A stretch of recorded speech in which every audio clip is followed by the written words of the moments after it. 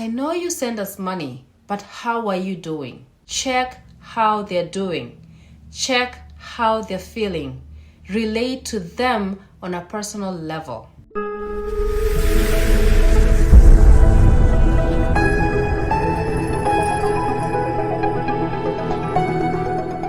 Hello and welcome to my YouTube channel. My name is NAFULA. If you've not subscribed to my channel, please subscribe. But if you've already subscribed to my channel, I just want to say thank you for subscribing. Thank you for sharing my videos. Thank you for liking my videos. And thanks for even putting a comment on my videos. And as you can see, I took my hair out, and what I have on today is a wig. I just bought it off Amazon. So inside is like a whole mess, but then I just put on a wig so you can think like, I have everything going on, but we have to fake it until we make it. So I have a wig on. I'll upload a short that shows how I took out my hair and how it looks. For right now, we'll just stick with this look here. And this is how we survive in America. For the most part, like if you haven't had your hair fixed and you don't know how to do it, you'll be wearing wigs like 24/7 when you go to work. And we utilize them. Nobody cares about how you look over here. Like how you dress up. Nobody really cares. You can put whatever you want on your head, or you can wear anything, and that's totally fine. And today I'm going to be talking about mental health. A lot of African communities, according to our culture, like mental health is not really addressed at all.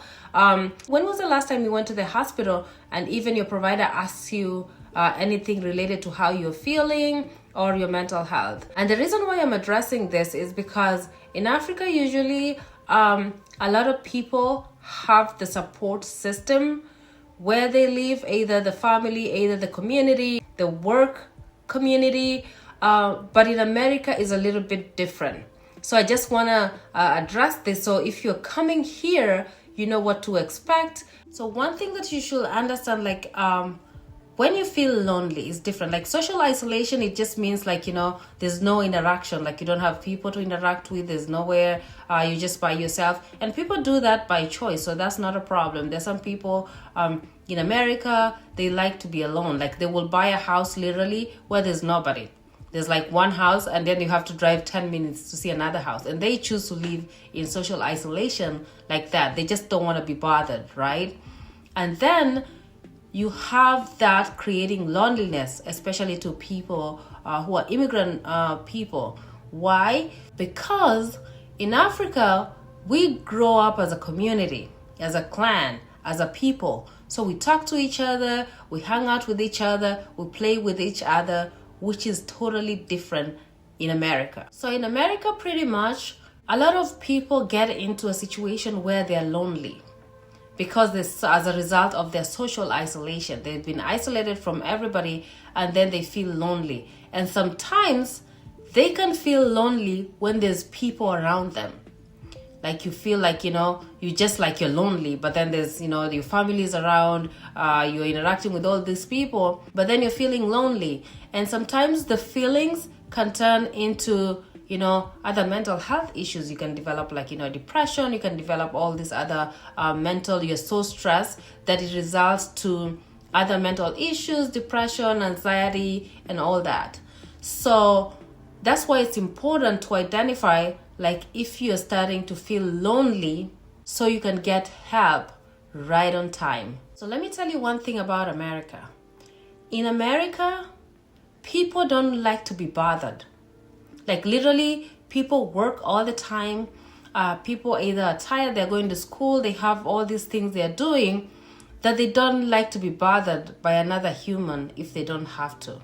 So some people after work, as much as they're from the same country like you're from, as much as they're your relative, after work, they don't want to be bothered. So you're over there, you want to come hang out and interact, and they're tired and they just don't want to be bothered, and they want to go to bed and sleep, get some rest, or just stay in there and be quiet and relax. So you run into problems where you're over there, a social being, but then you don't have anybody to be social with. Here, to go into somebody's house or to go visit somebody, you have to call them, number one, and let them know you'll be going there, even if they're your best friends.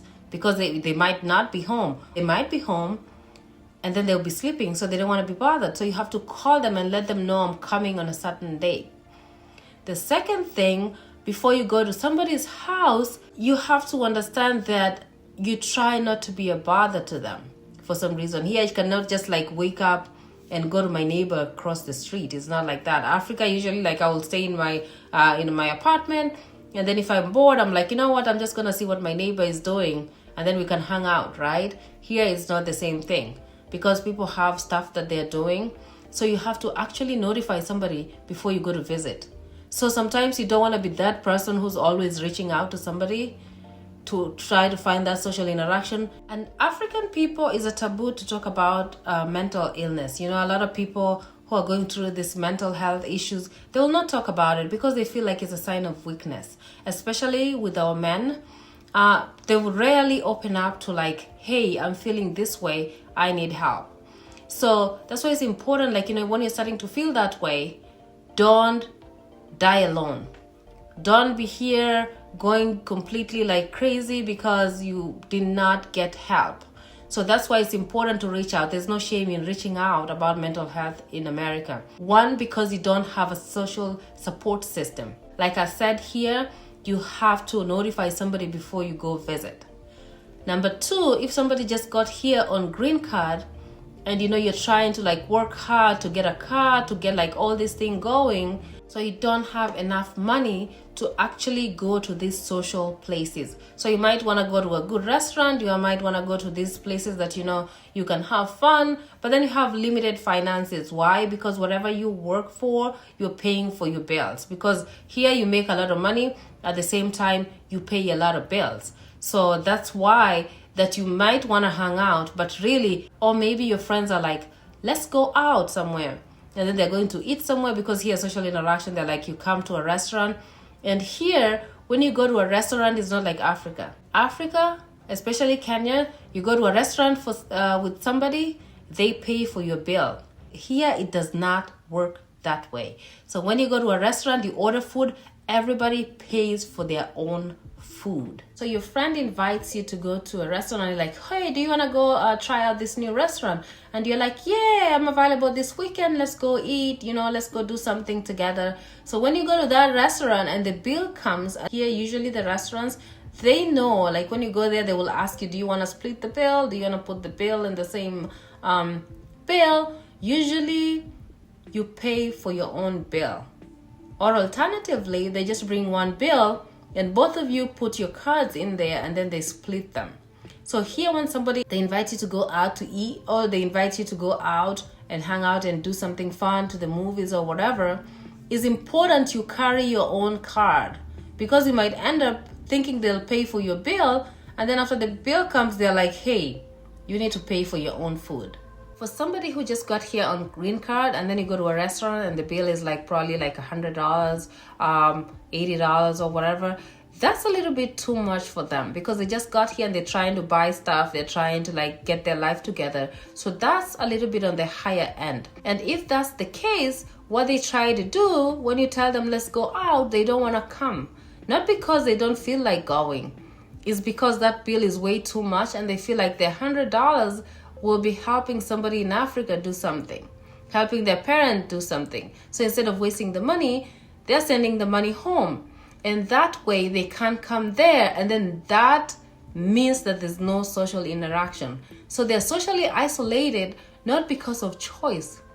It's because either one person is not available or their financial situation does not allow them to be actually socially available to interact with other people. And that's completely understandable. Everybody starts from there. So that's what I'm saying. Like here in this country, it's so hard to actually create that social system, social support system. Like before, you know, everybody stays in their own house here. Everybody minds their business. Like literally, when I moved to this house, I have neighbors around me. It took them like maybe a year to know who my neighbors were, because they don't talk to you.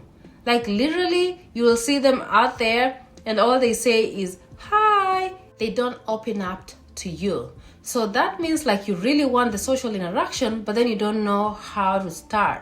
So the only reason why I started talking to them is, during Christmas sometimes, or during the holidays, somebody, like I have a neighbor across the street who will knock on the door. They're like, okay, here, I brought you some pie, for Christmas or something like that, for Thanksgiving.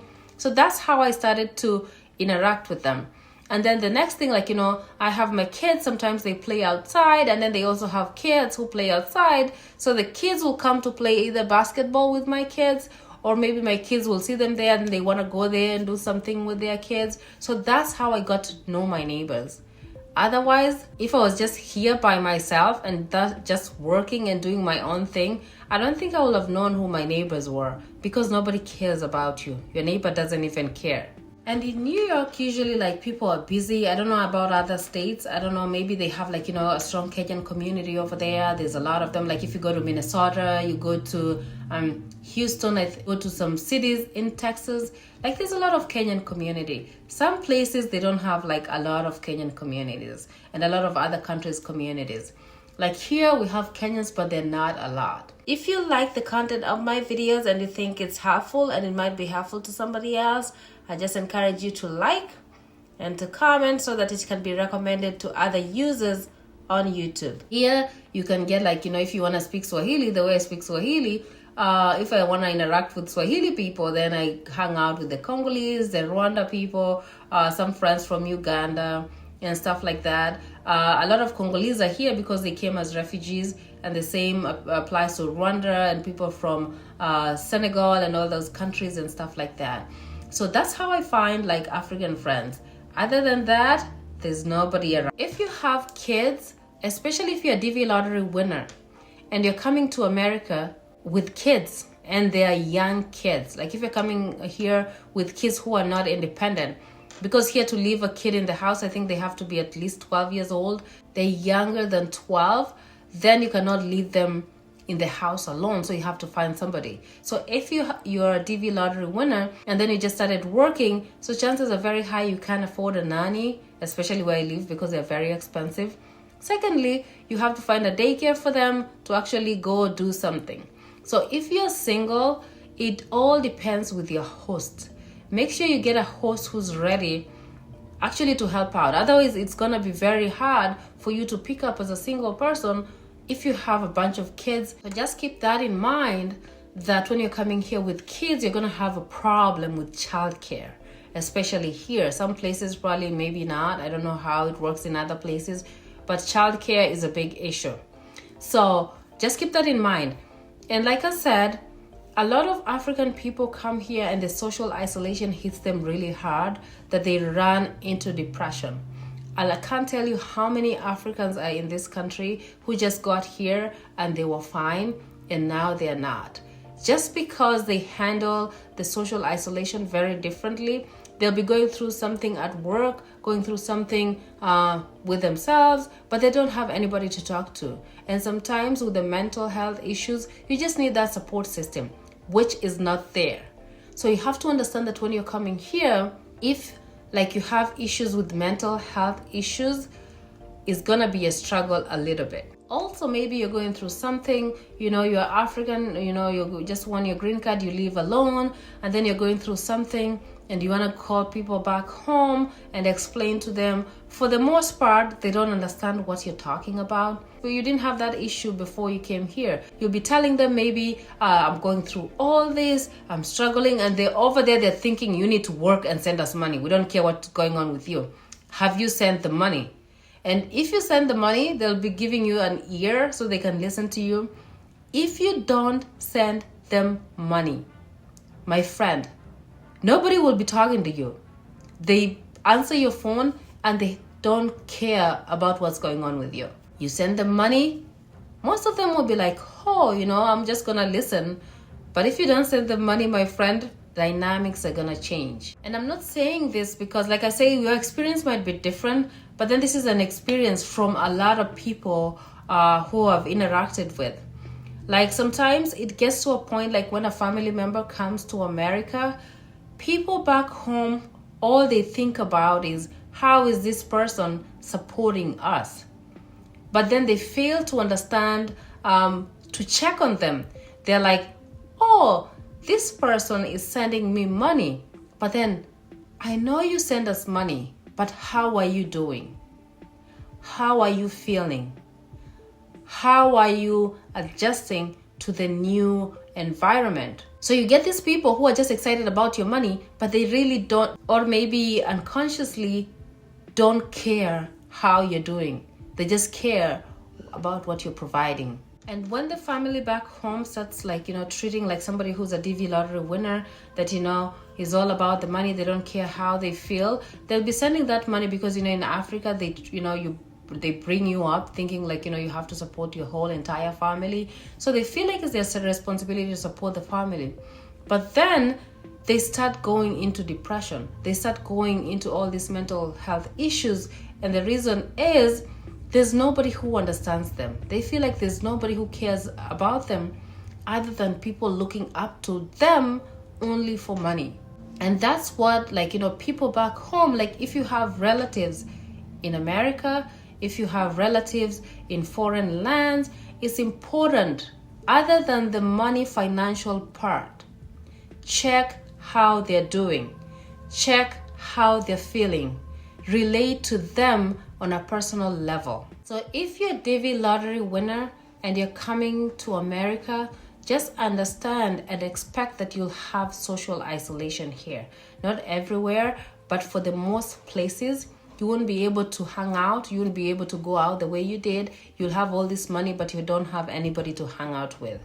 So what I'm trying to say is prepare yourself mentally. If you feel like you're mentally fragile, you need to seek help, or you need to find support system before you even get here. Or when you get here, try to get the support system.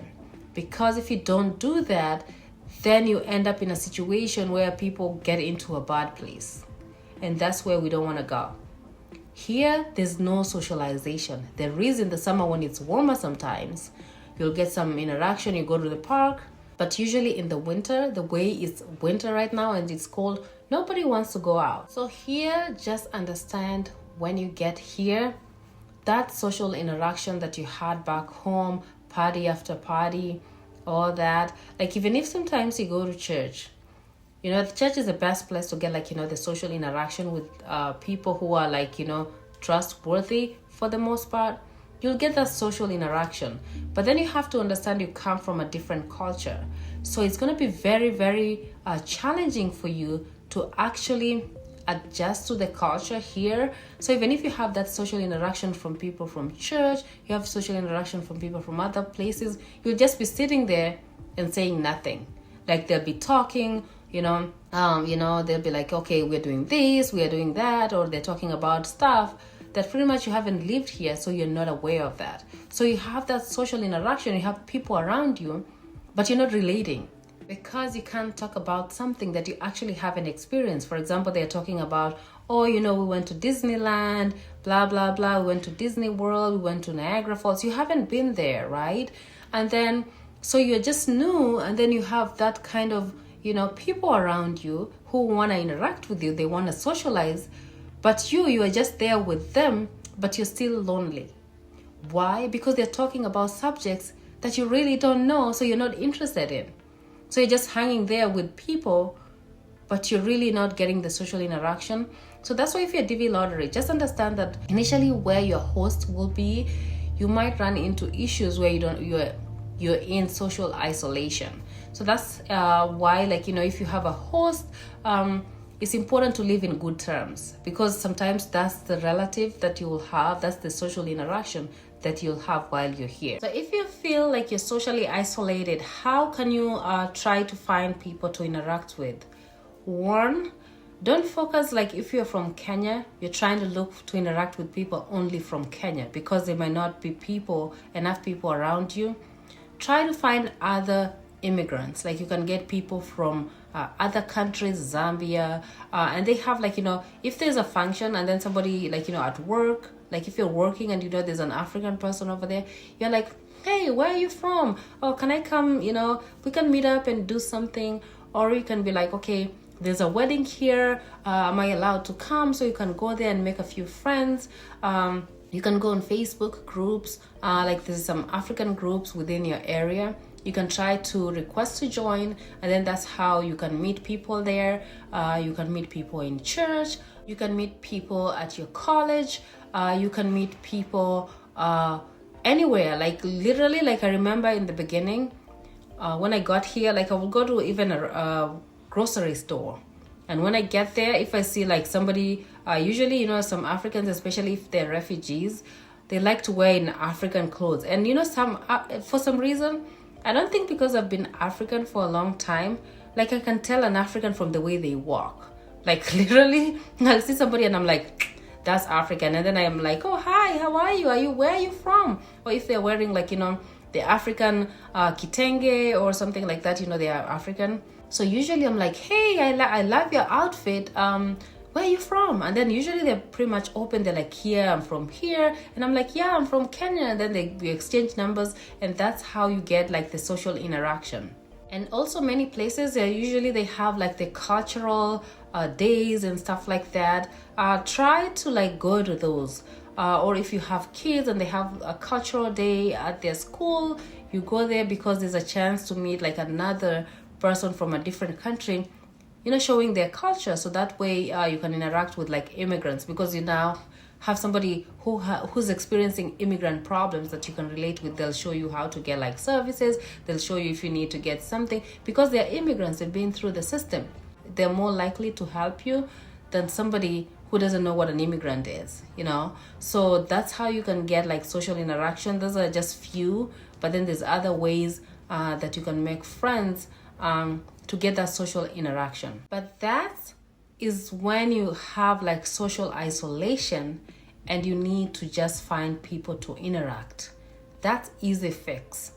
But then if you're experiencing loneliness, you feel like, you know, you are just there, you feel like, you know, a certain type of way, like you're not enjoying the stuff you used to like before, like you can be around people and then you just feel like you're lonely, you just feel sad, or you just feel a certain type of way, or maybe just like, you know, going about your day, it's hard and stuff like that. You're just anxious about something, you're just fearful about something, then you should be talking to experts. You should talk to somebody about it. Talk to your friend and also talk to a professional, because sometimes it's beyond your control. Some things that you're having go on now, maybe they're okay now, but then they won't be after a few months. And you know, in Africa, usually, like I said before, like they feel like you're weak when you're talking about something about your feelings, especially if you're a man. In America, nobody cares. Like if you go to a health professional, an expert who deals with mental health issues, here there's something that's called HIPAA. And HIPAA, usually you can, like even your wife, even your kids, even anybody close to you, if they ask for those records from the hospital, like even if you went to a hospital, a mental health institution, or you went to see a doctor and they prescribed something, nobody will know unless you give them permission to access that information. So it will be private. So there's no shame about seeking help, about seeking counseling, about talking to an expert, or maybe getting some help to just, you know, balance the chemicals in your brain.